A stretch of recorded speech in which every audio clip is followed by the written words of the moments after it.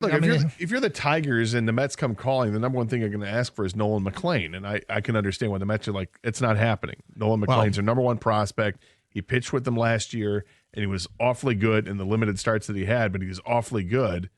And they want to build around Nolan McLean, and adding Skubal would do that.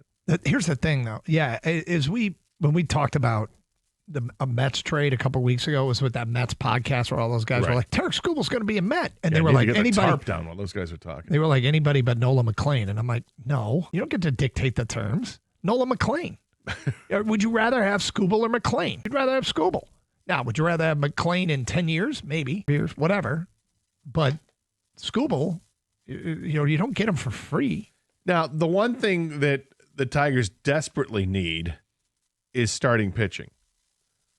At least in terms of the minors, they have nothing in the minors starting pitching wise that I think you would look at their prospects and be like, oh, there's nothing really there to brag about in comparison to what they have offensively with guys like Max Clark and McGonigal and Max Anderson and Bryce Rayner and Briseño and all these guys. They've got hitters. What they don't have are pitchers.